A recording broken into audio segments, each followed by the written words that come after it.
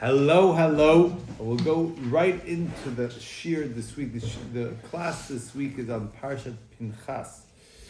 The portion of Pinchas. Pinchas, the Torah, we finish off the Torah, last week, how there was a moral act that two people were doing, and Pinchas took action. He took action. And because of the action that he took, he merited that he was given the gift of kahuna. He was given the gift of priesthood, which he did not have before. So let's continue on with Dekos. Why don't you start? Pinchas is Elijah. Source 1. Hashem spoke to Moses, saying, Pinchas, the son of Eliezer, the son of Aaron, the priest, has turned my anger away from the children of Israel by zealously avenging me among them, so that I did not destroy the children of Israel because of my zeal. Therefore say, I hereby give him my covenant of peace. It shall be for him and for his descendants after him an eternal covenant of priesthood, because he was zealous for his Hashem and atoned for the children of Israel. Yeah, so meaning the Torah tells us because of the act that he did, Hashem gives him the gift of kuna. Continue. Rish Lakish said, Pinchas is Elijah. Hashem said, you brought peace between me and the Jewish people. In the future you will bring peace between us again. As the verse says, behold, I am sending Elijah the prophet to you. Oh, so you say is that what? That the Medrash tells us that Pinchas, that is Eliyahu Hanavi. Eliyahu Hanavi had the same soul as Pinchas. So we say that is it. And we say that's what we say with us in the he's the one who will bring peace. Pinchas gave him the gift of peace. Risi Shalom, the eternal covenant of peace. And we say that that what's good that we're going to send you, he's going to give, that he will bring about the peace. So we say that Pinchas is truly Eliyahu Navi, is truly Elijah the prophet. Continue. והשבע יהושע בעת ההיא לאמור, ארור האיש לפני השם אשר יקום ובנה את העיר הזאת, את יריחו, ובבחורו יסדנה ובצעירו יציב דלתיה. Okay, what we say is,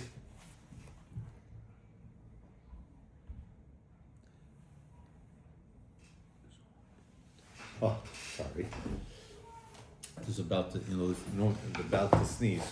So you say that Yeshua, when it came to destroying Yericho, Yeshua gave a curse. Anybody who would rebuild Yericho, would rebuild the city of Jericho, he will have a curse that is the loss of his youngest son.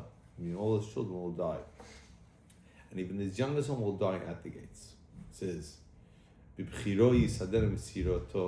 go ahead.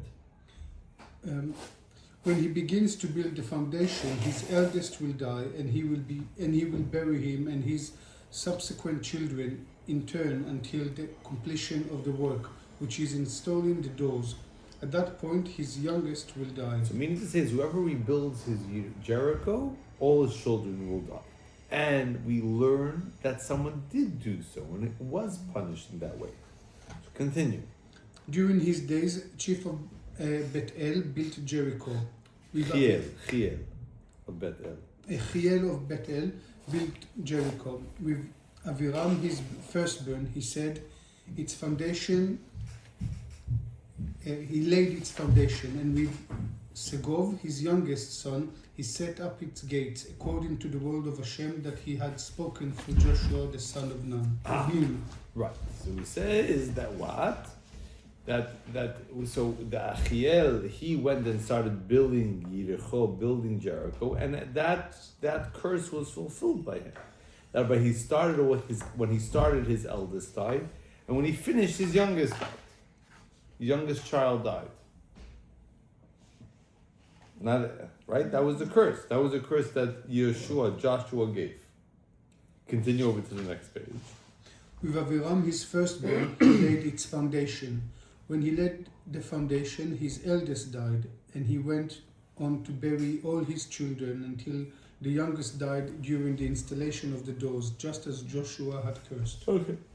So the curse of Joshua came about, fulfilled, and that all his children passed away, Achiel's, when he started building Jericho. That's another point of information. Continue on, Karit. From the Gemara. אחאב, כן? Yeah. אחאב היה ידידו ושושבינו של חיאל. באו הוא ואליהו לשאול בשלומו של חיאל בבית האל. אמר אחאב לאליהו, והרי קללת משה אינה מתקיימת, שכן נאמר, וסרתם ועבדתם אלוקים אחרים. וחרה אף השם בכם ועצר את השמיים.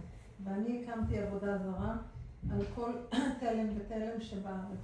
והגשם הניח לו שילך ויעבוד אותו, שהרי היו גשמים רבים כל אותם ימים. רצונך לומר כי קללתו של יהושע תלמידו מתקיימת? So he says is, so they went to Achab, which was the king at the time.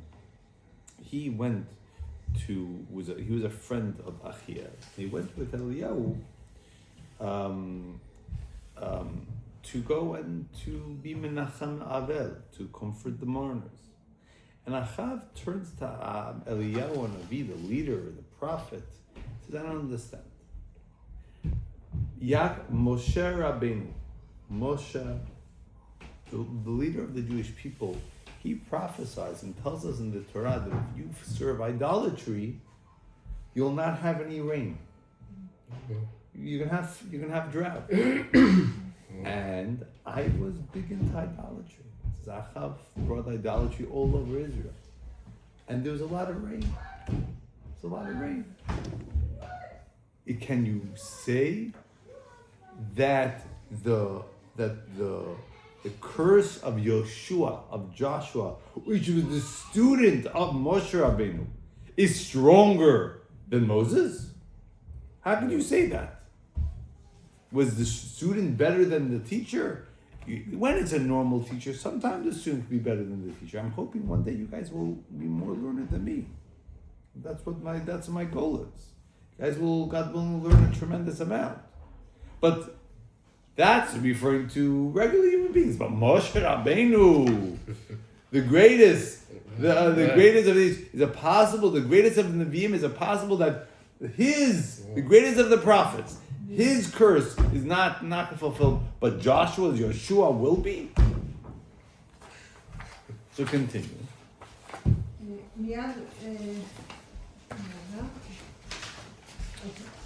מיד ויאמר אליהו התשעים מתושבי גלעד אל אחאב, חי השם אלוהי ישראל, אשר אמרתי לפניו, אם יהיה השנים האלה טל ומטר כי אם לפי דבריו. ביקש אליהו רחמים ונתן לו את מפתח המטר כדי שלא ירד מטר אלא על פי דבריו. והלך ויהי מקץ ימים ויגש הנחל כי לא היה גשם בארץ. כיוון שראה השם שיש צער בעולם ואין אליהו משגיח בדבר, נאמר, ויהי דבר השם אליו לאמור, קום לך צרפתה, ונאמר, ויחי אחר הדברים האלה, חילה בין האישה בעלת הבית. בקש רחמים לפני השם שייתן לך את המפתח של תחיית המתים, אמרו לו משמיים, 3 מפתחות לא נמסרו כרגיל לשליח, והם מפתחות של יולדת, של גשמים ושל תחיית המתים. כאשר כעת שמפתח הגשמים בידך, ואתה רוצה מפתח של תחיית המתים, יאמרו, 2 ביד תלמיד, 1 ביד הרב. הווה את זו של גשמים, וכך של תחיית המתים. וכך היה צריך לבטח שבועתו. So we say so Eliyahu Navi, when that happened, when Achav said, look, I'm gaining of the fact that I didn't, is it possible that the curse of Moses is not as strong as the curse of Joshua, the curse of Yeshua? So Elijah prayed to Hashem that he should give him the power, control of the rain, when it'll rain or not. He says he promised that it'll only be according to what Eliyahu Navi said. And at that point, Eliyahu Navi, in order to show him that when Achav, that because you occurred of idolatry, that you can have the punishment, he stopped that there should be no more rain. But it came to a point where it was serious drought and was affecting others as well. So Hashem caused that certain things should happen, that Eliyahu Navi should have to give back the key of rain, that a power of control over the rain. That there was one of the son of a woman which was involved with the king came very sick and passed away, and he needed to be machaya metim. He needed to bring him back to life in order that the king was demanding that this kid live.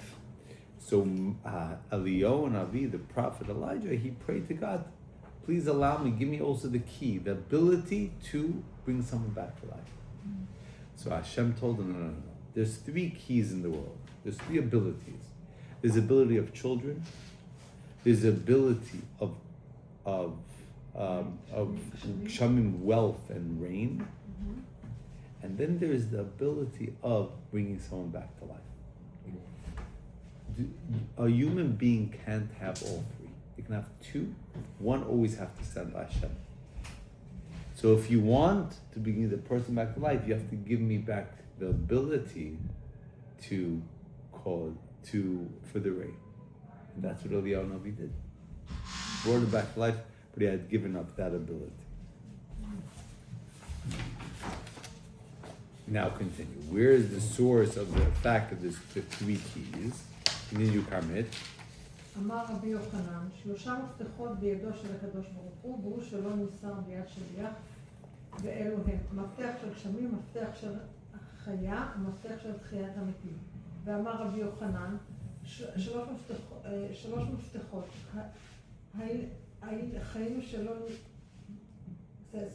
חיים שלא נמסרו לשליח, אחד ביחד.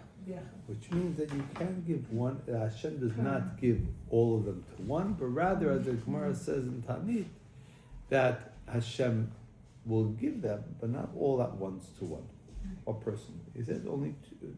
We learn from one place, only 2 and not all 3. Continue, Chai. Already, Tzadikim hold all 3. Now is the time to explain the discussion at the Farbrengen in honor of 10 Shvat regarding the Talmud's teaching. 3 keys are not typically passed to an agent.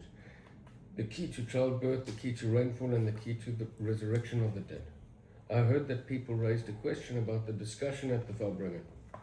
The Talmud relates that Elijah was only allowed to hold 1 key at a time. Yet at the aforementioned Farbrengen, as I said that we find tzaddikim that were given more than 1 key at a time. In a single private audience, these tzaddikim would bless one person with children, a second with financial success, rain, and a third with health, revival of the dead. We see that they held 2 or 3 keys at the same time. These words, of course, set off a storm. People stood up for the honor of Elijah the prophet, asking how one can suggest that any tzaddik is greater than Elijah. Okay, how is that possible? Continue, Dekel. Yeah. The optimal connection, the rabbi, intermediaries and conduits. To explain the matter, when the Talmud says that there can't be a situation where 2 keys are in the possession of the student and 1 key is in the possession of the master, this is when the student is holding the keys as an agent. An agent is indeed a powerful position, to the point that an agent is considered like their principal, but still the agent is only like their principal, but isn't the principal himself. This is why there are some actions that an agent can't carry out on the sender's behalf, such as mitzvot that need to be observed with one's body, cancelling oaths and more. This shows us that the equivalence between the master and his agent is limited. So he says there's a concept of a shaliach, of a messenger. Right? What we're saying now, messenger of a person. We say that the person's messenger is like you. When you give someone the task to do something, you make somebody where you're shaliach to do something, they're like you doing that. And especially with the point that you always think about a shlucha, and tzivya is also a shlucha, that when you, wherever you go, you take the Rebbe with you. If you go, like the Rebbe said, someone in someone's community invited him, who was a shliach, invited him to go to a baseball game. So he's asked the Lubavitch Rebbe, can I go? Should I go? The Rebbe says, he didn't answer, I'm not going to answer you what's correct. Just recognize that you're taking me with. That's it. That was correct. I recognize you're taking me with. Meaning a shliach is like shliach adam kamoto. But nevertheless, the shliach cannot, it's certain limitations that the shliach has.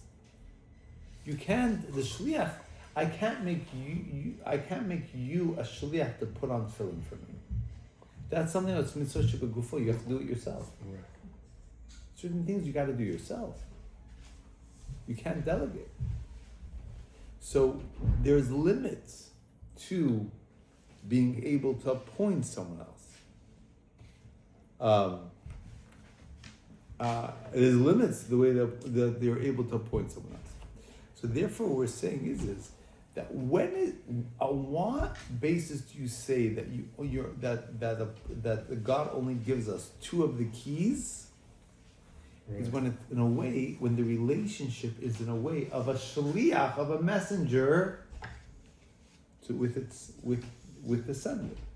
And we're going to elaborate why that there's a little bit there because of the limitations that's there. Continue. So 7. Some ask if agent can accomplish tasks on one's behalf. Perhaps an agent can do any mitzvahs for someone else. Can one tell their friends, sit in the sukkah for me, or put on tefillin for me? This is certainly incorrect. Rather, the guiding principle is that the mitzvah incumbent on one's own body cannot be done by their agent. Yeah, so you say in terms of mitzvot shebegufo, that mitzvot that you have to do with your own body, you can't get someone else to do it for you. There are certain things you just can't get someone else to do. No, but if you can't do it, If you can't do it, then you might have to be. let's say someone needs to light like Hanukkah candles. You can do someone can do it for you. So that's a certain mitzvah that's not connected to your body. That's that the act of the Hanukkah candle should be lit. You can appoint someone to do that. If someone is disabled, You could appoint someone to light Hanukkah candles for you. Nerot Hanukkah, that's What fine. if someone's disabled so they can't go in? But for example, let's On a mikvah? no. so for mikvah, then it doesn't help.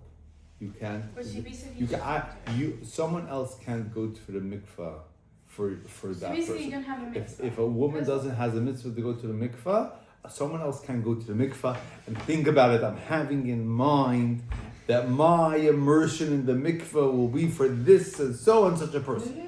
But what about taking this person and helping him to? That you could definitely do. That is a betach. You could definitely do that. No, what if you But the person themselves need to be told. tell a tati, but Someone that's- else can't do it for you. I could have the greatest intentions and have in mind that's all's for that. It's not gonna work. Yeah. Same idea as putting on tefillin. But tati, but You can have the greatest. I'm having in mind at this moment that someone else is that my tefillin will be for someone else. It's not working. It doesn't go. The tefillin needs Tati, to but be you on can your still body. be like, when you pray, you could be like, this tefillin could be for this, that. I'm not saying like I'm putting on tefillin for him, just like. But did you do? The question you do is the mitzvah for did him. that person do Yeah. the mitzvah or didn't do the mitzvah? Well, That's the but, question. But then if you can't go in the mikvah, then he loses a mitzvah. But it's not his Correct. fault. But it's not his fault. 'Cause he's There are disabled. certain mitzvahs which you have which called an oinus. Let's say for example, you want to take the example of tefillin. Let's say for example, you're in a plane crash. You manage to Baruch Hashem get out of the plane, but you don't have tefillin. The plane got destroyed. and you don't have tefillin, that's an einus, right? You can do all you can to try to get tefillin after that, but if it's not possible, that's what's called Hashem. Hashem puts you in a situation where you're not able to do that mitzvah. Not able to do that mitzvah. It's a very interesting story. I think a very powerful story with a very, very powerful lesson. We're digressing a bit. Well, I'll make it very clear, especially if you don't have so much time. There's a story of there was two holy tzaddikim, holy righteous people called Rabbi Zusha of Anapali and Elimelech of Lezhensk. There were two brothers, were great tzaddikim, great righteous people, students of the Maggid of Mizrich. And they were both. They went for a period of time. They went on sort of like an exile. They went from town to town, and they were trying to help Jews and learn and help Jewish people in different ways. They came to one town, and someone made a libel against them that made them because of that they were thrown into prison. Yeah. When they were thrown into prison, they were in a room full of a bunch of other ruffians, and in the middle of the room there was a bucket, and that was used for the people's toilets. Now Rabbi Elimelech and Rabbi Zusha, who were normally used to learning a lot and praying a lot, couldn't do so now, because you're not allowed to learn in a room where there's you're not allowed to room in a room of a toilet. It's not respectful for the learning. It's not respectful for the prayer. So therefore, you can't do it. You can't do it. So Rabbi Elimelech of Lezhensk was feeling very, very negative. He's like, I can't learn. I can't pray. What are we doing here? So Rabbi Elimelech of Lezhensk, Mezuzah of Anapali was very beside himself. So Rabbi Elimelech of Lezhensk says, look, he says, Hashem sets everything up. Hashem directed our footsteps here. Hashem directed our footsteps and put us in a place where you can't learn. It means Hashem knows that we're here, and He puts us in a place that we can't learn. He wants us to be in this place. Have you ever served Hashem by not learning? By not praying? So they went danced around. Have you ever done that? He says, no, I've never done that. There's a new type of way of serving Hashem. You're in a situation, you can't do it. So they began to dance. And then around. And what happened was all the other ruffians didn't need much to get excited, so they got danced with them. And they were dancing around the bucket. And then the prison. And then the guard comes in and says, what's going on? What, you guys are supposed to be in prison over here. This is not a party. He says, they were dancing around the bucket. He says, you know what? You can't deserve the bucket, I'll take the bucket out. So it's in a different, tremendous message of the point of thinking that recognizing that Hashem directs our footsteps in every situation. We should keep to what Hashem says and how we should act in that situation. But also recognize that it's a tremendous joy to serve Hashem whichever way we're serving Hashem. It shouldn't always be the way I feel it needs to be at this moment. But it could be a different way. It could be a different way. That's the way it needs to be done. So I'm trying to figure out how I lost my train of thought now. How did we get here? Where were we?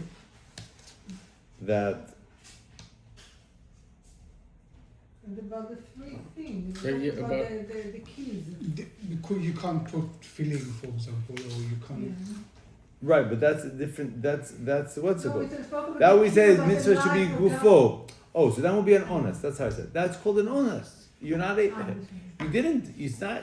weren't able to put on tefillin when they were in that room. They weren't able to put on tefillin because not because of their own decision, because of circumstances that was beyond their control. So that's called an honest. And if you're in a situation where you're an honest, means then you're not able to do the mitzvah. But you're not judged for not doing it because it's beyond your control. It's beyond your control, the ability to do it. So to address the question, it could be you're in a situation where you can't do it. But if you have the ability to do it, then you have the mitzvah. So the mitzvah you can delegate, but it needs to be done by yourself. It needs to be done by yourself. Yeah, continue. Chaim. Where were we? Since all three keys remain in Hashem's hand, possible for them all to be used. No, therefore, when God gives an agent a key, Are we there? page Good. 8. Good. Therefore, the Rebbe, therefore, when Hashem gives a key to an agent serving as an intermediary, he only gives them one at a time to avoid degrading his honor by causing people to say that there are two keys with the student and one with the master. However, when all the three keys are in Hashem's hands, but Hashem wishes to carry out related activities through a conduit, such as a tzaddik, an angel, or even an inanimate object, all three of the keys can be active at once. In this case, Hashem isn't operating through an agent to which he hands over the keys. It is Hashem himself acting, just choosing to use a particular person as a tool through which to work. Since all three keys remain in Hashem's hands, it's possible for them all to be in use simultaneously. Great tzaddikim. So, which means is that when is there a problem that the Talmud is not allowed to have more than two? When he's given over, he's a own being, a different being, and he has been given over the ability and power for one of these three keys. But means Hashem gave him over that power. So he's a separate, in a way, quote unquote, a separate being from Hashem, and Hashem is giving him over that power. But if at that point your entire life is all about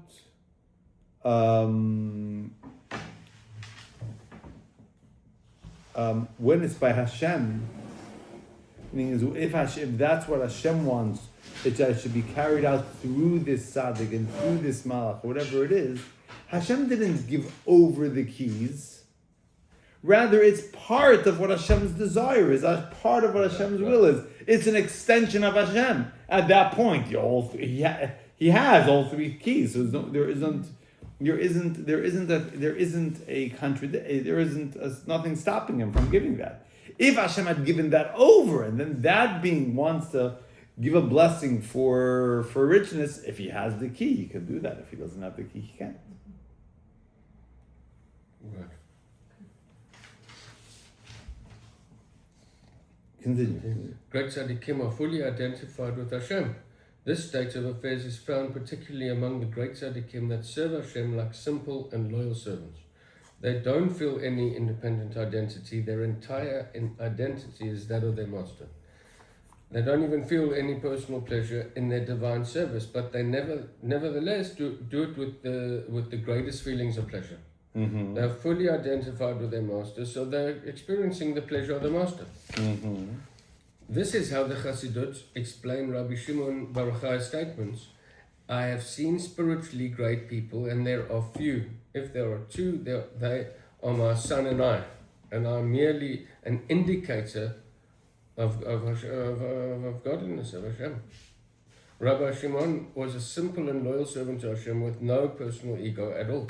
His entire identity was that of his master. Therefore, his enjoyment was that of his master, and all of his actions were godly actions. Right, so he means is he's not a separate being. He is one with Hashem. It reminds me of the Gemara says, and it's brought down in Halacha, that if you want to get smart, when you pray Shmona Esrei, turn a little bit to the south. When you're facing east, to the right of you is what? South? No, To the right is? We're facing east. This way is east. Yeah. This way is east. So to the right, what is?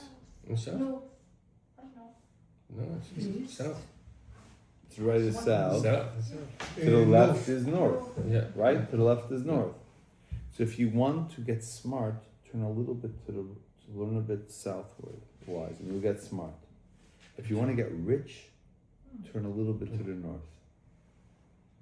So it's the Maggid and Zish asks, what if you want both? What should you do? You don't turn anyway. But you're not turning either way. You sway. Yisrael. You go from side to side, That's yeah? the wash when it is. Whee! So you know what the Maggid Mezuzah says? If you nullify yourself, you don't become your own ego. You nullify your ego, you have nothing. You don't take up any space. If you don't take up any space, there's no, you can be facing east or west at the same time. There's no, you're not limited based on that. Meaning, that when you get past yourself, and your whole life is all about Hashem, saying east, west, whatever it is. Because you're not you have greater things. So he's saying is Hashem, Rabbi Shimon and Elazar, they were one with Hashem. When you come that, there's no limit. You can't say it's only 2 keys, 3 keys. You're Hashem. It's an extension of Hashem. Hashem has 3 keys, so this tzaddik will also have 3 keys. Continue, Dekel. Connecting conduit. We can now understand how tzaddikim can act on all 3 matters of birth, sustenance, and life simultaneously. We are dealing with tzaddikim about whom it is said, I am standing between Hashem and you, connective conduit. When one has private meeting with them, they receive the answers Hashem places in the soul of the tzaddik. The Rebbe once said that the answers given in private audiences, Yechidus, comes from the core, Yechidah, of the soul. This is why the meeting is called Yechidut, because the responses given from the core, Yechidah, of the soul, which contains a small divine spark, termed Yechid, because its entire desire is for the only one, Yechid, Hashem, and it is completely intertwined with Hashem's essence. You say is that we said when a person has a yichidut, a private moment with the Rebbe, we said it's called yichidut. Why? Because at that point you're uniting your essence with the Rebbe's essence, and at that time it's that one, and it's what part of what's your essence? There's a part of us that's the spark of Hashem which is inside of us. The nitzutz, the spark of Hashem which is the nitzutz. That's the yechid. That's that unique thing. It's that we're connecting on that level. That's what we're doing when we have that what's called moment of the Rebbe. Or we go to the oil, which we may have a visit to the Rebbe. So at that point we also have that. So continue. Therefore, when a person enters a chidus with request for children, livelihood, or health, since the tzaddik responding to their request is a divine soul in a state of complete union with Hashem, he is given all 3 keys. All the gates are open for him without any restrictions. He is trusted throughout my house, like an only son going through the king's vaults. This doesn't result in a situation when all keys are in the hands of the students and none with the master. On the contrary, all the keys are in the hands of the master because the tzaddik's entire identity is that of the master. It's not another being that Hashem is passing over the mantle, or not the mantle, the ability to. It's an extension of Hashem. This is what Hashem wants. So therefore, all 3 are there. When is you have only 1 or 2? When there's a being that Hashem gave it over that ability to. But if this isn't just an extension of Hashem, then you don't have that problem. Then then a tzaddik can give a blessing on health, on children, on life. I'm saying, or on parnasa, or livelihood, everything. It's not a contradiction. Continue from the Rishimas. Source. Yeah. The Jewish people all believe in one God. However, due to these difficult times, most have that belief in transcendent sense. It is not felt in their day-to-day lives and actions because of their struggles with making a living, which occupy them day and night. Intellect becomes just a tool with which to earn a livelihood. Now, when a miracle occurs, it raises a person from their low valley to a high mountain. For they suddenly saw light through the darkness, and so the physicality is not so thick. The spirituality that enlivens it is always present. And above everything else, Hashem, the Creator, watches over and controls everything in the world. So the aspect is that the essence of Hashem is when we recognize that Hashem is here and He's way above. He's way above everything, and that we reveal that at certain points. So we reveal that in certain ways. So that's the point we're saying is that there's when there's a part of us which is a part of Hashem, and by tzaddik, that part is revealed, and therefore, whatever they are, they're just extension of what Hashem wants. Continue, comment. אמנם, על פי זה. כן. אמנם על פי זה נשאלת השאלה לאידך גיסא, וכי אליהו הנביא לא היה בדרגה נעלית כזו? והמענה לזה, אילו היה מפתח של גשמים ביד אליהו הנביא לטובה, להוריד הגשמים, בוודאי יכול היה להחזיק בידו גם את שאר המפתחות באופן שנמצאים כולם בידו של הקדוש ברוך הוא. כיוון שמציאותו היא מציאות האדון ופעולותיו הן פעולות האדון, שהוא עושה זאת בשם השם הדובר בו. וכפי שמובן בקונטרסט האחרון, שכל מלאך שהוא שליח מלמעלה, אזי נקרא בשם השם. אבל, נמשיך? כן. אבל כיוון שאליהו הנביא ביקש מפתח של גשמים בשביל הפך הטובה, למנוע ירידת גשמים במשך 3 שנים, אי אפשר לומר שהחזקת מפתח של גשמים בידו של אליהו הייתה באופן שידו יד האדון, שאז לא הייתה יכולה להיות פעולה של היפך הטוב, מפני שמפי עליון לא תצא הרעות, ואין הקדוש ברוך הוא מייחד שמו על הרעה. ועל כן צריך לומר שהחזקת מפתח של גשמים ביד אליהו הייתה בתור תלמיד שצריך לשמור על כבוד הרב, שכן היה לו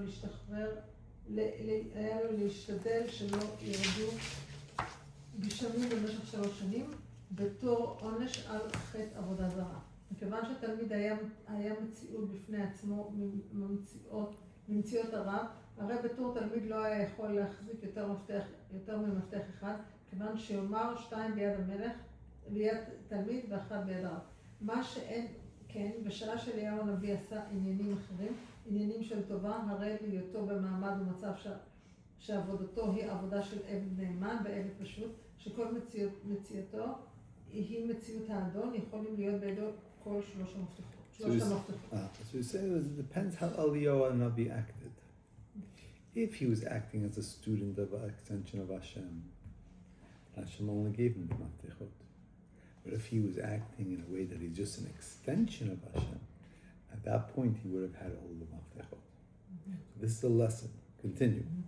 ועל דרך זה, בנוגע לעניינו, כאשר יוצאים לקיים את השליחות של הקדוש ברוך הוא, שגילה דברו על ידי עבדיו הנביאים, התפשטות של משה שבכל דור ודור, על ידי מנהיג ונשיא דורנו, כבוד קדושת מורי וחמי האדמו"ר, ורוצים למלא ולהשלים כל ענייניו על פי רצונו, מבטיח שהרבי, שאז מקבלים את כל הכוחות ואת כל העניינים הדרושים לכך, ואין שום העלמות בסתרים, כאמור, כשיש צורך ב3 המפתחות, ישנם גם 3 המפתחות ברשותם.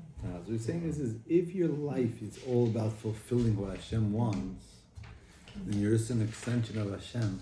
Hashem is giving you will give you all those blessings. So we have to make that decision. If you want